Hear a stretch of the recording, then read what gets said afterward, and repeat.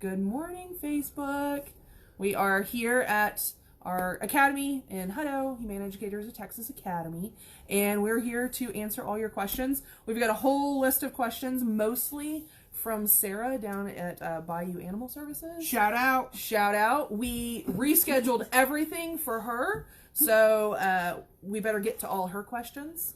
So our comments are open. If you want to add in questions, we'll be answering questions live. We'll give it a few minutes, let people join in. Sarah's in. Sarah's here. So this is private session with Sarah right now. Ooh. Some people pay extra for that. Well, we'll add it to our next bill. Yes. Yeah. We're going to be down in Sarah's neck of the woods in May for some classes. So she's super excited. We're coming to see her. No, she's not. Look, she's not excited. She's not excited. No. I don't see her jumping up and down. No. So, you have anything to add before we get into questions? These questions. No. Let's get into it. Oh, she said stop taking my money. Oh, Negative. well, she pays our bills. Right. We got bills to pay. Yeah. Okay, Sarah's questions. Are you ready? Let's do it. Tabitha, you are the cat expert. Okay. You ready? Yes. How many kisses does it take to make a feral cat love you? Well, that varies by age. So I'm going to say... Of the person or the animal? The animal. I'm going to say that if it's a kitten under 8 weeks... You know what? Here's the formula. Okay? Here's the formula. Real talk. It's 1,000 kisses per week of age. Okay. There you go. Okay. And do those kisses have to be in one individual session, or can it be like over a certain period of time? 1 week. 1 week. Yes. So you have to get in 1,000 kisses in that week. first week. Yes. Okay, and then 2,000 in the next week. Correct. There's the formula. That's gonna take a lot of time. I'm gonna write a book. What's the name of your book again? The Risks of Dog Catching Topless. Listen, it's copyrighted. A working Don't steal it. It's a working title. Okay. Tabitha is also our livestock expert, and she loves birds. No. Do emus have feelings? And what do you think their life goals are? No birds have feelings. Let's be clear. I like big birds, not Big Bird. Yeah. I recently found out as a predator. Did you see that on Facebook? Because his eyes... A child predator or like a bird predator? It said because his eyes point forward, he's a predator. Didn't even think about that. That's terrifying. It's terrifying. Oh. Yes. Anyway, that's why I watched Romper Room growing up. Are you old enough for Romper Room? No, me neither. No. Keep telling yourself that. Okay, so I like big birds.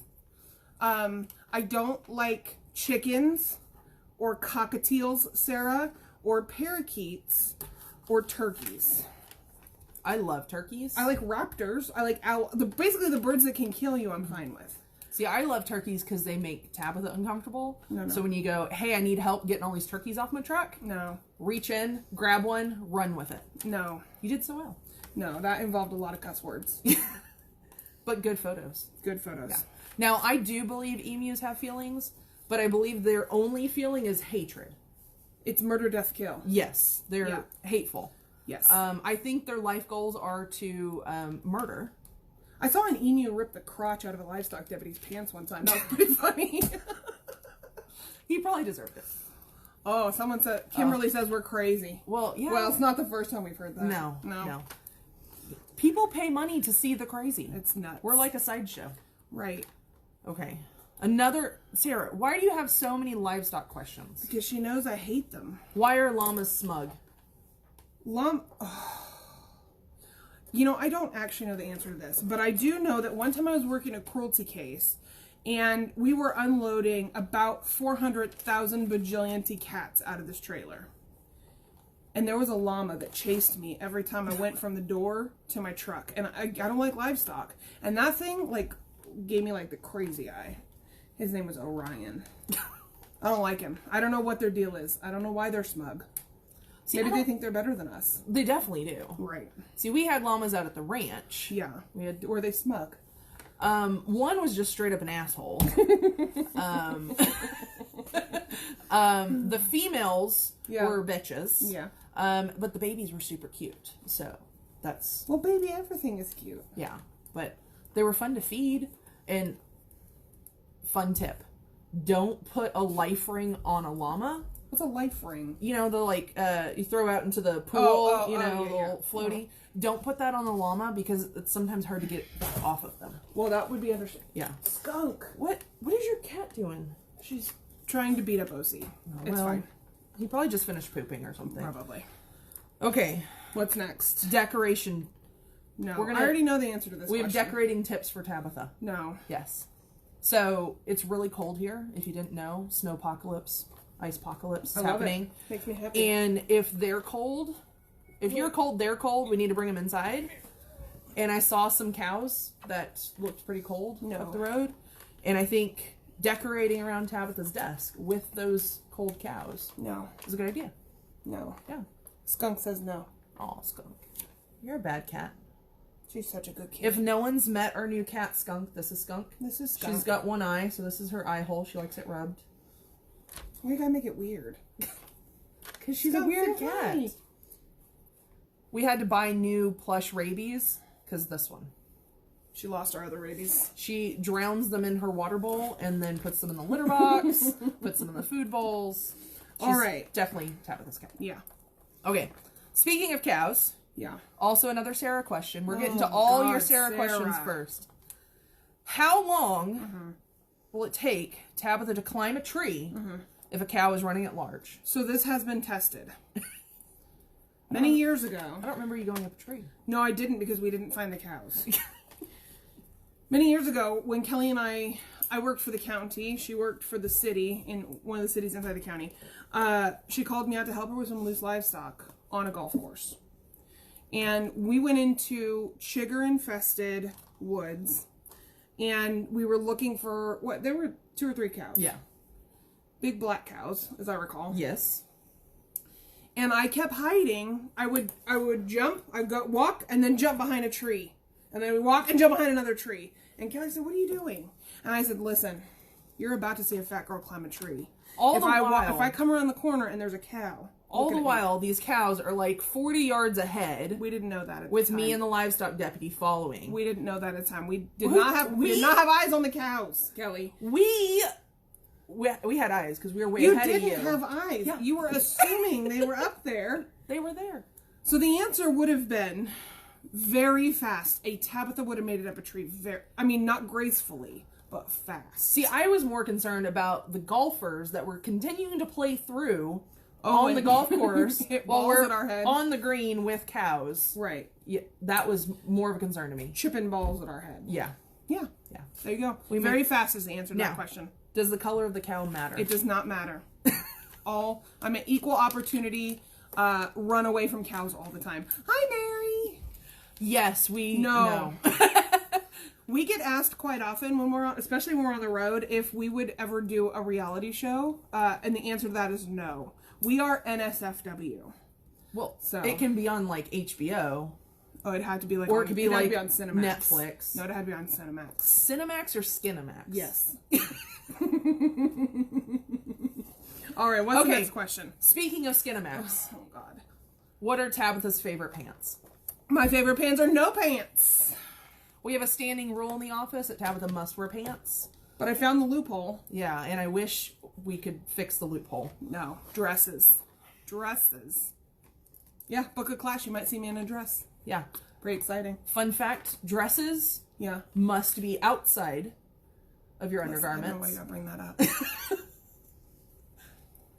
You gotta wear them on the outside of your undergarments. So when we first bought this building, I wore a dress to work because I wore a uniform for 10 years. And I hadn't worn a dress in a long time. So I wore a dress to work. Thank God Kelly was not in the office that day. I was working in our office here and I was redoing some of the shelves, reorganizing. And I was like, man, I forgot how drafty dresses are. I don't really like this. And then this went on for like an hour before I realized that I had tucked my skirt into my underwear. And my backside was hanging out. So... No students were involved. No, there was nobody here. No one was harmed in the making of that. There was no eyes harmed in the making of that situation. Another reason we don't have security cameras in the office. Correct. Is we don't want to see that. Correct. Okay. Real talk now. Okay, let's hear it. Rabies. Yeah. Oh, God. Rabies. Yeah. Your favorite? right? You There's love our rabies. Rabies, yes. Shia asked, can you get rabies from a chicken? And if so, how long is the quarantine? It's very important. You cannot get rabies from a chicken, Shia. I feel like you should know this. Of all my friends, you should know this. There's no quarantine period on being pecked by a chicken. What about a penguin? Hush. No birds. No birds. No reptiles. No amphibians. No insects. Which, fun fact, make up more than 50% of this world. So we've already eliminated over half of the animals on the planet. That's pretty good odds, I think. I think so. So, look at all these people have orca. Yes, an orca can carry rabies. It's a mammal. Yes. Sharks cannot. Sharks cannot. And how would you tell if they're rabid? Yeah. I mean, same way, how would you tell an orca was rabid? Oh, because it didn't jump up and do a flip. I mean, they're killer whales. Did you notice our count went down? Yeah. It shot up, and then it went down. Well, you started talking about no pants on, and they're like, I'm out. I'm out. I can't be involved This in is why our reality show would never have wouldn't viewers. succeed. No. So, you already mentioned no reptiles. Are we already to the seat? No, page? but this ties into that. This ties in. All right. So, Hit me. your lovely husband, No. bless his heart. Do you think he's watching? If he isn't, he's a terrible... Look, our numbers are going down again. Oh, God. Can you get rabies from a poisonous snake? We might be getting a divorce. Yeah. Well, You cannot get rabies from reptiles. no. Not even poisonous ones? Oh, my God. If you have a poisonous snake, my students who might be watching, what do we do with poisonous snakes? We take them out of our mouth. That's what we do with them. And give them to a friend. Yeah. Okay. Shia also had another question. Yeah. Are Chihuahuas misunderstood or mean? I think this is an easy question. Well, you answer. They're mean. They're hateful Well, you little met land David. sharks. He's not a Chihuahua. He's What is he's like some weird little gremlin with a really large penis. That looks exactly like a chihuahua. No. He doesn't have the soul of a Chihuahua. No. Mean. I guess we're going with mean. Mean. But except for David. David's the exception. David's misunderstood. David is misunderstood. Yeah. Okay. What's the next one? What's your favorite afternoon snack? Tequila. Tequilas. Usually. Margarita. If an orca came in contact with a wildlife rehabber who played with a rabid raccoon and the orca's tooth scrapes them, quarantine period. Okay, wait a minute. If an orca came in contact with a wildlife rehabber who played with a rabid raccoon, well, first of all, you wouldn't get rabies that way. Mm-mm. That's too quick of a turnaround.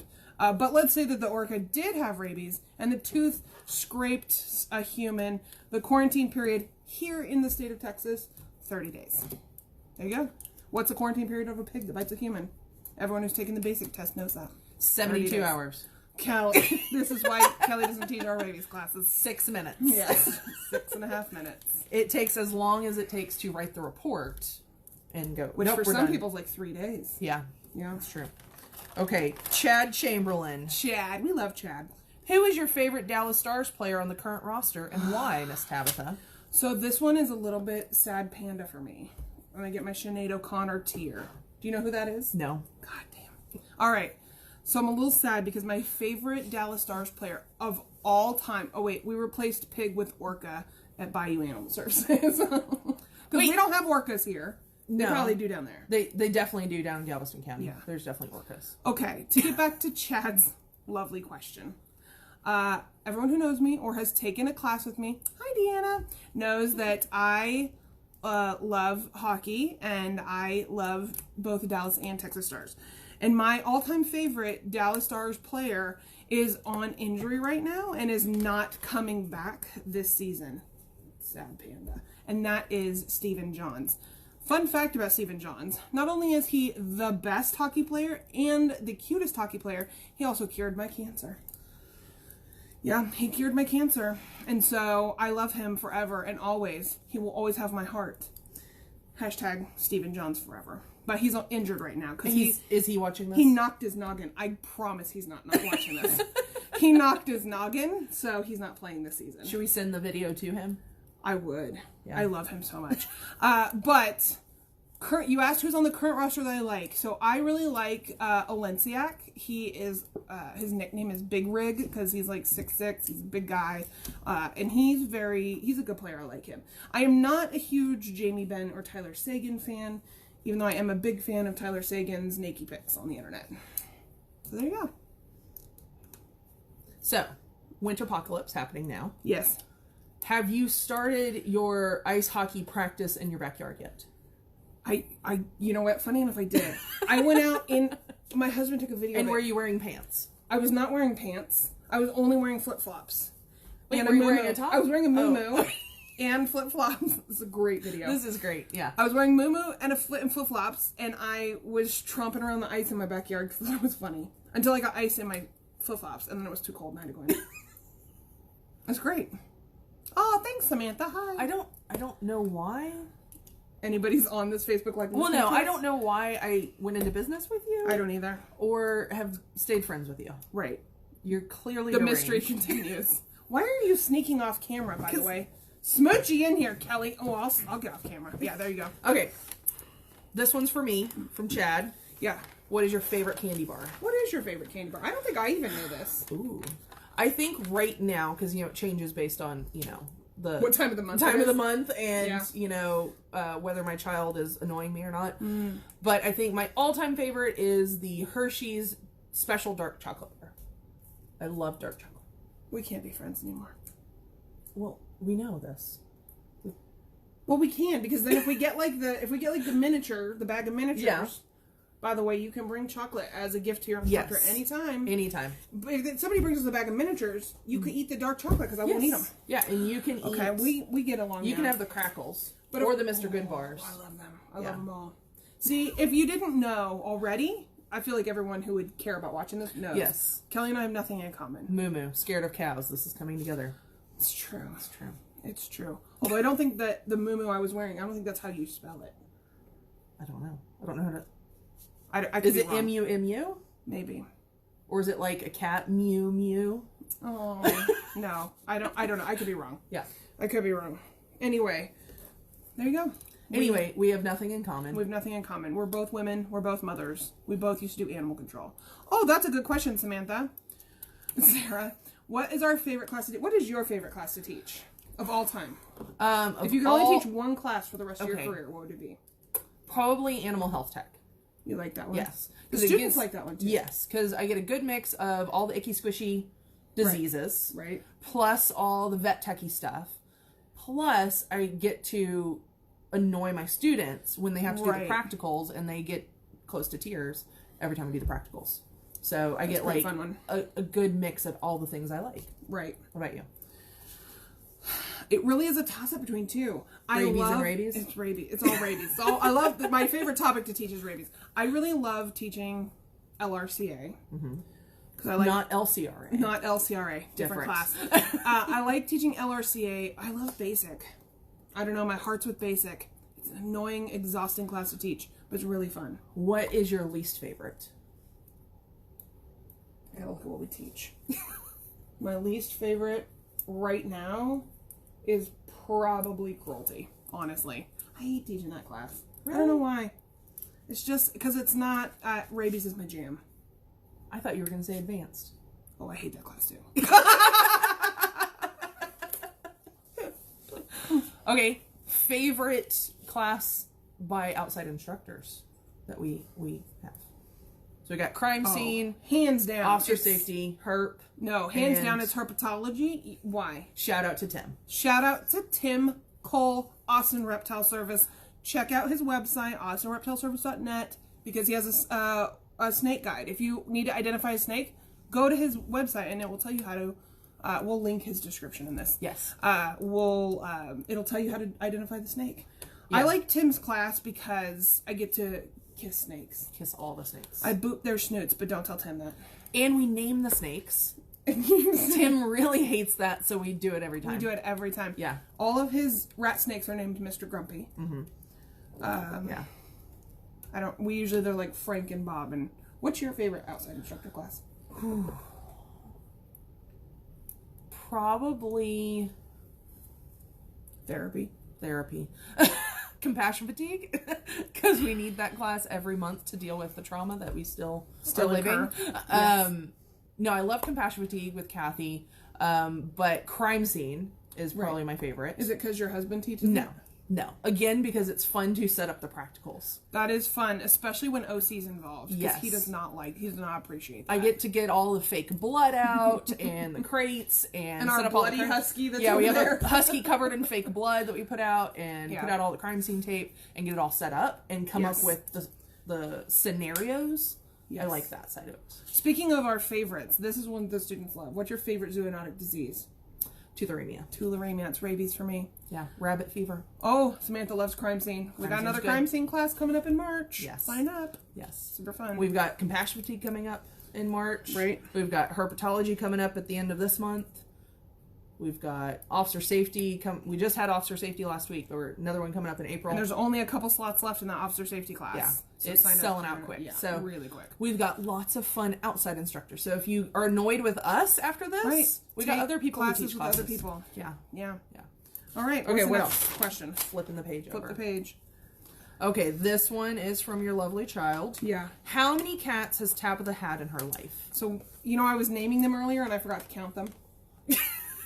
And you forgot one. Right. So, 4, 5, 6, 7, 8, 12. 12 cats. How did you not at the 8 to same 12? time.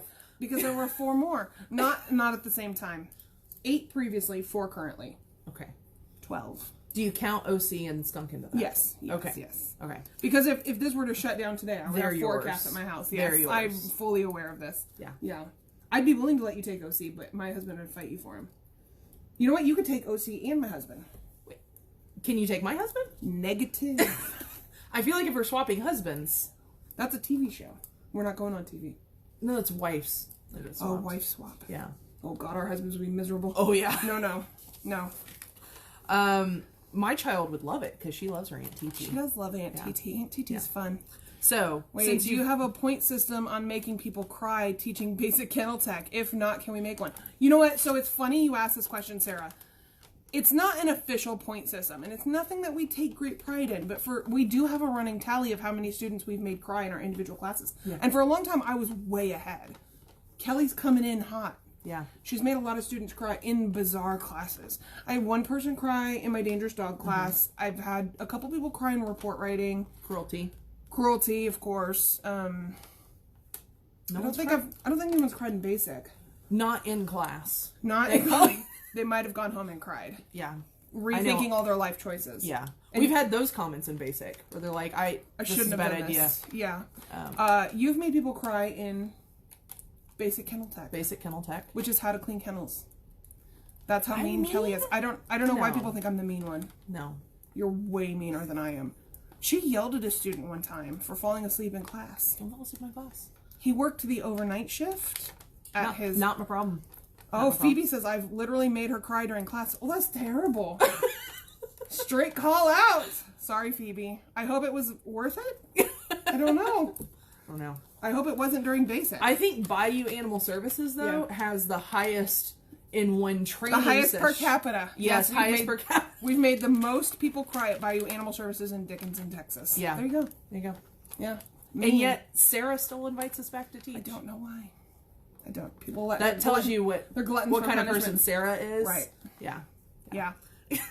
Yeah. So sorry if we've made you cry. It's not intentional. It was euthanasia. Oh, well, that's my fault. Okay. Euthanasia we don't even count in that because, people cry in euthanasia, of course. At least it's one a sad every class. Yeah. So, yeah. We don't count that in the tally. Sometimes Tabitha cries in that class. Sometimes Tabitha does cry. Twice! Oh, God. We say... Sarah paid extra for the crying. Phoebe, we made her cry twice. It's terrible. Well, we're horrible instructors. I don't know why people... Listen, we're having like a breakthrough moment right here. Right. We maybe need to rethink this. Might be the end of our career. This life decision.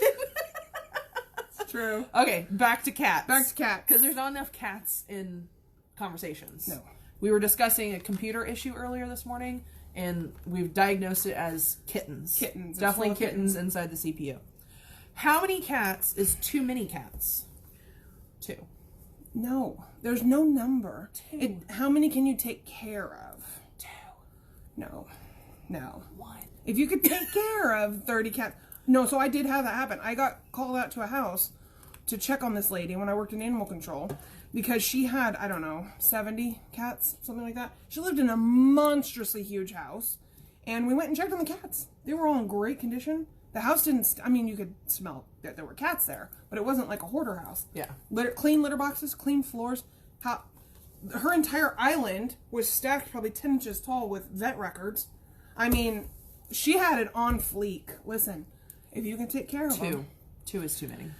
No. I think that I don't really need anything more than Paisley in my life. Husband, children included? Just Paisley. Me and Paisley. Yeah. No. Do you want Ziva? No. So Ziva and I are not speaking. I was trying to calculate how many cats I've had in my life. Yeah. Just Ziva. Well, as like my cat, yeah. Just Ziva. As like my whole life, 2 cats. Kelly. I have a lot of dogs. So that question, how many cats is 2 cats? Is that for like your whole life? My whole life. I'm done after 2 this cats. one. No more after Ziva. Yeah, there I'm done. Okay. Done. Okay. Okay. Why doesn't Tabitha eat blue? Why does this question have to come up? Here's the reason I don't eat anything blue or drink anything blue. Is because when I was younger, I didn't think that there was any blue. First of all, is an unappetizing color. It's disgusting. Second of all, when I was younger, I didn't think anything was naturally blue that you could eat, right? I have since discovered and been corrected. Trust me, please do not blow up my email with news articles. I've seen the one in Men's Health where scientifically they've discovered that blue food coloring is actually the safest food coloring. People send me this all the time. I'm not interested. I've gone so long not eating blue, just the idea of eating something blue makes me want to vomit. And this goes for blue alcohols as well? I don't drink blue alcohols or blue slushy drinks. Or look, our number count just is plummeting. It's just us and Sarah probably at this point. No, I don't eat anything blue. I don't drink anything blue. Except for twice when Alexis Fine, I had a little too much to drink and she tricked me. Oh, we already answered Alexis. Yeah, I've discovered in being friends with you. Yeah. That if you get some layered shots. Negative. And it's like blue on the top and red on the bottom, you just tell her, just drink the red part. No. Don't drink the blue. But I won't do that sober. No. No. But it'll work. I don't eat anything blue. It's not an interesting question. No. It's great. Okay. This one. Okay. How long has Humane Educators Texas been open? So technically, Kelly started this company with Max in December of 2014, right? Mm-hmm. Which barely counts because that wasn't even a month. Yeah. In 2014. So really 2015 is when it started getting up and running with Max. That lasted, technically you were teaching for about that year, right? Yeah. 2015. Yeah. You guys didn't do much 2016. Mm-hmm. I came in January 2017. January 2017. Mm-hmm. There you go. And then we opened this building October of 2018. Yes. And made a really poor life decision by quitting our jobs right. and doing this full time. Although, it's like 1/8 of the money. Mm-hmm. It's a lot of stress, but different stress. So question. Yeah. If they raise minimum wage to $15 an hour. Oh God, we'll be sunk. Do we have to pay ourselves minimum wage still? Yes, I'm going to go with yes, but we'll be sunk. Samantha says, I want to take all your classes. You both make learning fun. Oh, thank you, Samantha. Come on, that's so nice. But I think, I think right now, isn't Samantha from Waco? Samantha, yes. Are you from Waco? If I remember right? Yes. I think, but Waco is not because of COVID. Yeah. They're not sending out people. Yeah. Which sucks. Yeah. Kind of bummer. We love our Waco folks. We do love Waco. They're so fun. I don't see Colleen folks chiming in on this. Listen, I don't know that Colleen is allowed to ask questions. Yeah. They know too much. Yeah. They're trouble. Yeah. Okay. Why is Humane Educators Texas the best place for ACOs and others in the animal welfare field to take classes in Texas? By the way, we did not... Yeah, no. Sam says Waco. They're not letting Waco come down. We did not write this question. No. This was submitted to us. We think it's the best place for ACOs to take continuing education classes because... Me. Kelly works here. And we have cats and cats. Snakes to cuddle. Yeah. Yeah, that's the reason. Yeah. The content, not important. Not important. Not important. the animals. And our sparkling personalities. Well, don't push it. Don't make promises we can't keep. And the chance you might not be wearing pants. There's a good chance of that. Yeah. Yeah. Okay, so the real reason. Real talk. Real talk. We joke in our classes, but it is serious. We call it our money back guarantee, but you're not getting your money back. Okay, no. Listen, we're poor. We're poor. We call it our money back guarantee. We talk about it in class. Is that Kelly and I feel very strongly. Oh, this might be something we have in common. Oh. We feel very strongly. Add a tick mark. Add a tick mark. There's like 3 things now. We will not teach something or make a claim or present anything in class that we can't back up either with a law or an ordinance or a scientific study or a rule from Department of Health, whatever. So that's kind of our what we stick to with all of our content. So, you know, if you take classes somewhere else, that is your prerogative, and I hope that you hold other instructors to the same standard that we hold ourselves. Because state classes are ... literally learn so much more from y'all than in 5 years worth of classes. Oh, that's very nice, Sarah. Thank you. She's our cheering section. She is our cheering section. Yeah. If we had a fan club, she might be the president. Yes. There's definitely not a fan club. Well, did you tell me about the Tabitha fan club? Oh, the I Hate Tabitha fan club. There is an I Hate Tabitha fan club. Yes. If you want to join, Kelly's the president. No, I'm vice president. Oh, my husband's the president. Yes. But I Hate Tabitha We're fan working club. on shirts. There's no membership dues. So it's, you just let us know and, join right in. Hashtag I Hate Tabitha. Yeah. There you go. Let's go. get it trending with our 8 people. Yeah. Hashtag I Hate Tabitha. Yeah. There you go. Yeah. Join the club. Join the club. I would also say that one of the things that makes us unique as far as providing classes is the diversity in classes we provide. We do have a lot of classes. We've got over 30 classes that we provide, either taught by us or outside instructors, because we want to give you more than just rabies. I want to give you rabies. I do want to give you rabies. I already got it. Look, it's right here. What more do you need than rabies? Tularemia. No. Yeah. But we want to give you more information than just what the rabies laws are, what the sheltering laws are. Right. And, the same 5 classes that get, taught across the state. We want to give you more variety, because this job is doing like 18 jobs all in one. Right. And so we got to give you all the variety. We've also got other hashtags that Sarah's reminding us of hashtag no bitches in heat. Spay and neuter your weird friends and relatives. So, for some context, where that came from is the first time I ever met Sarah, I was teaching my dangerous dog class down in Dickinson, which is a long, very intensive class. And I was teaching that down in Dickinson, and I met Sarah, and I was going through her ordinances to help her review them, and she has in her ordinances an ordinance titled No Bitches in Heat, or titled Bitches in Heat. Mm-hmm. And I said, please never get rid of this. And so that turned into hashtag no bitches in heat, etc. There were stickers made. Yeah. Phoebe has a question. Oh, yeah. Can you describe the zoonotic disease you keep referring to? So tularemia. Oh, so here we go. Oh, it's great. Tularemia is also called rabbit fever, and it is a zoonotic disease that is transmitted mostly through contact with rabbits, wild hares. So either through ingesting undercooked meat, or if you're butchering and not wearing gloves, getting fluids like blood, urine into mucous membranes, all that good stuff. But it's my favorite disease because you can get it all the ways. Right. It's also transmitted through vectors like ticks. Here in Texas, they discovered that the wild hog population is also a host population for tularemia. Right. So Falconers get it a lot. It is also considered a biological weapon because it can be weaponized, so you can create a powder form and inhale it, like anthrax, which is also something that's in Texas as well. Right. And a zoonotic disease that I talk disease. about in basic and you talk about in zoonotic disease class. Yes. So I love tularemia because you can get it all the ways. All the ways. Rabies is so hard to get. But tularemia, spread the love. You get it all the ways, and it causes like nasty pustules and pus-filled lymph nodes. Right, and it makes rabbit spleens grow to 6 times their size. Yeah. It's really disgusting. Yeah, it's fun. It's great. No, rabies is better. John says you've opened Pandora's box of disease. That is true. Yes. That's not a topic that you want Kelly to jump in on. We'll be here all day. What does it do to you if you get it? Phoebe asks. Flu-like symptoms. Of course. All the zoonotic, like, all the zoonotic they all start with flu-like symptoms. All of them. Yeah. Yeah. But also, if you inhale it, causes respiratory issues.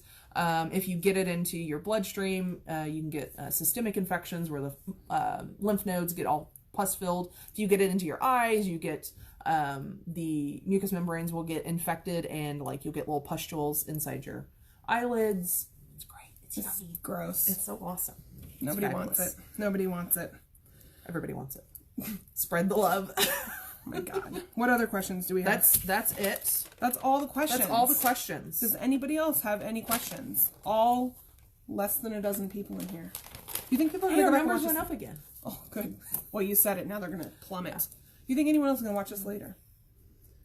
Probably 3. I'm going to be really sad if Dustin didn't watch this. Oh, yeah. We watch his cooking biscuit making Wop videos. biscuits. His Wop biscuits. And his eating spicy things. Right. You know, so if Dustin's not here, we're unfriending him. Mm-hmm. But, you know, Alabama.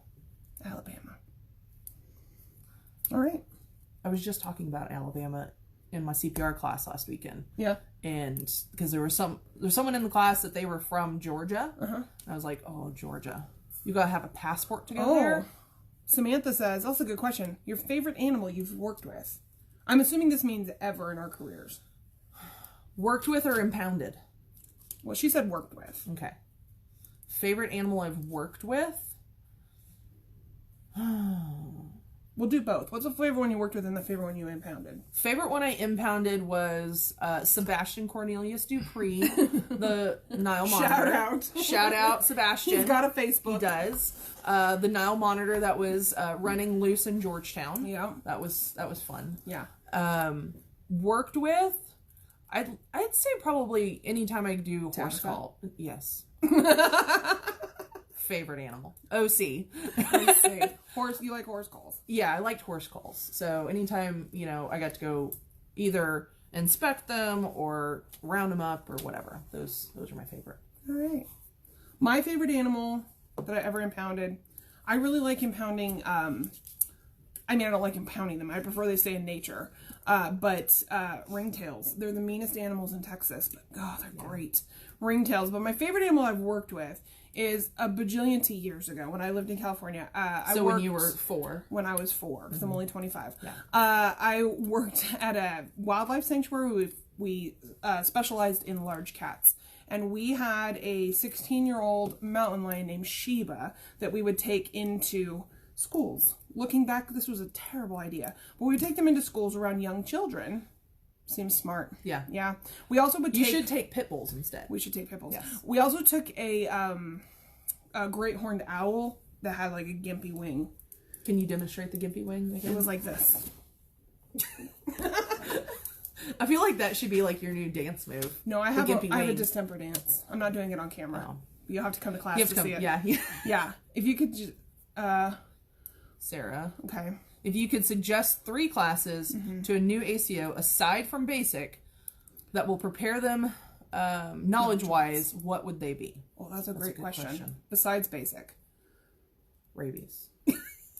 Rabies investigator. Honestly, if they're Texas-based ACOs or they work, if they're coming from another state and they work in a state that has a high incidence of rabies like Texas does, our rabies investigator class, 2-day class where literally we just go into how to do a proper rabies investigation, every kind of rabies investigation that's out there. So rabies investigator. Yeah.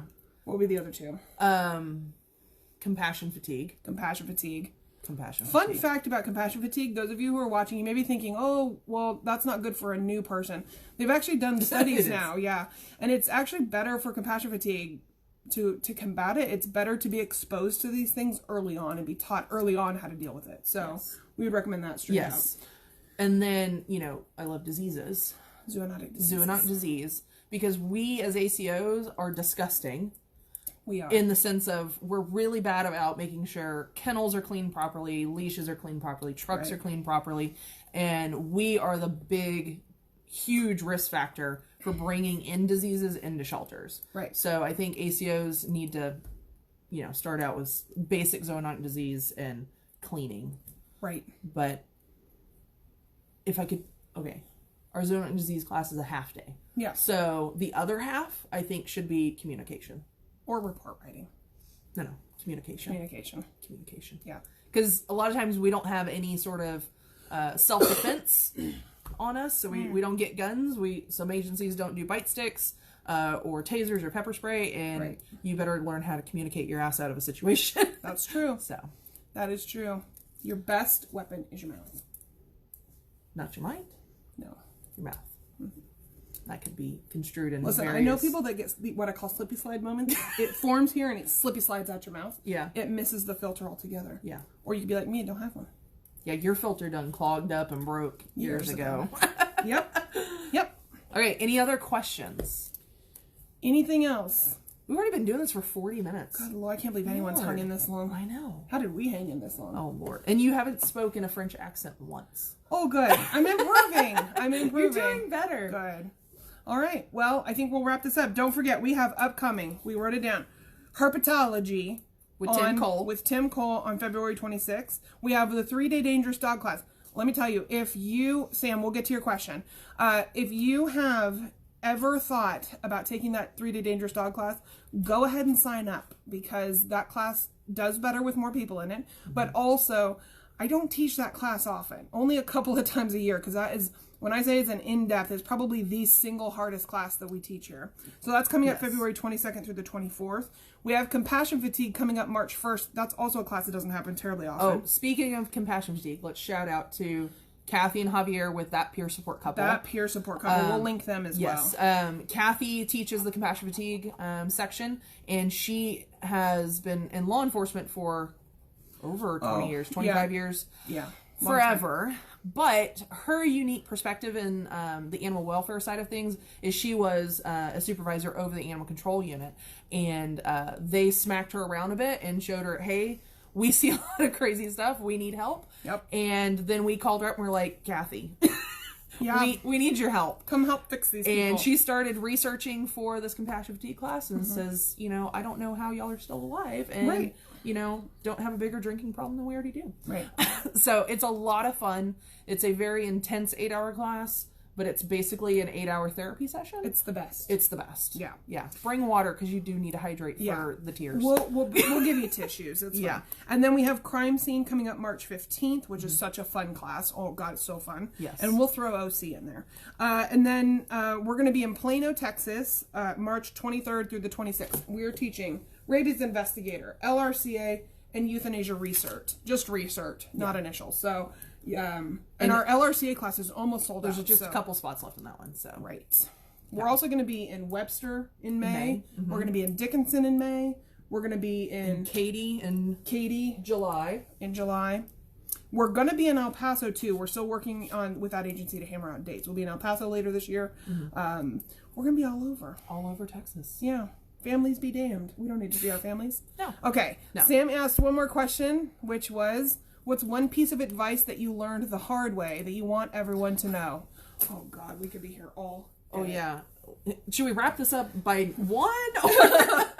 What is yours? Ooh. I know mine. Okay, you go first.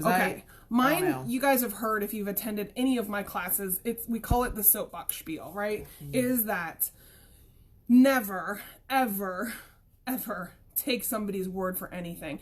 Including, and I say it in my classes, don't take your instructor's word for anything, don't take your boss's word for anything. And it's not that you need to be rude about it, but if somebody tells you something's legal or illegal, demand a book, chapter, and verse to see that, because it's I give the example in class. It's the old story of the woman who cut the end of her ham off when she cooked it, right? And her daughter says, Mom, why'd you cut the end of the ham off? And she goes, well, I don't know. It's what my mom did. So she calls Grandma.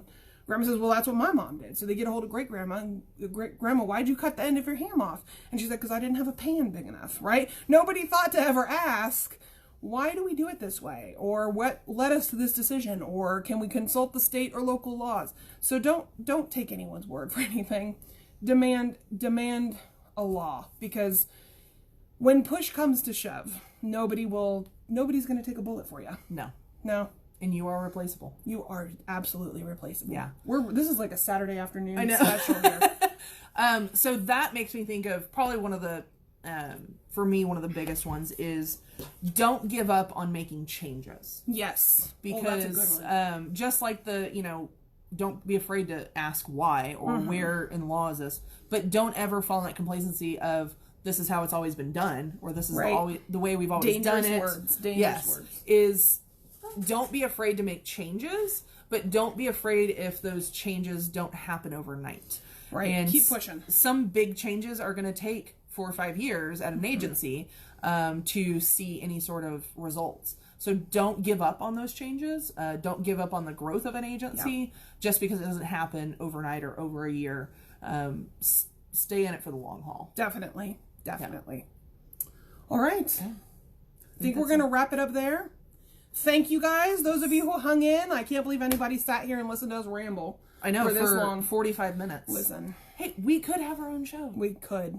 Yeah. We probably won't. Yeah. But if you guys like this, even if you're watching it later, comment, give us some likes, share it around Facebook, because if we get enough response, we may do this maybe like twice. Ever. We might do it one more time. Speaking of having our own show. Oh, God. We're not doing a podcast. We're not doing a podcast. No. But we do other people's podcasts. We do other people's podcasts. And we're going to be on Humane Roundup next month. Yep. And so if you aren't familiar with Humane Roundup, they have a Facebook page, they have a website, some ACOs from all across the U.S., and they do weekly podcasts about all sorts of different topics in the animal welfare world. With our buddy Dan. Dan is awesome. We love Dan. So we're going to be on there talking about mental health and especially compassion fatigue. So, and then next week we're on that peer support couples Tuesday tips. They do a Tuesday tips, although we're doing it on Wednesday next week because they're going to be in DC. They're going to be in DC. So we're going to do, so they have a YouTube channel and a Facebook. Again, we'll link them all in the description of this video. So please check it out. Yep. So Tuesday tips on Wednesday. Tuesday tips on Wednesday. Yes. Well, that's typical for us. Yeah. We're a day late, $1 short. Yep. Yeah. Every time. Yes. All right. Thank you guys so much. We had fun. Y'all be safe. Be warm. We'll see you guys again sometime eventually. One day. Yep. Okay. Bye.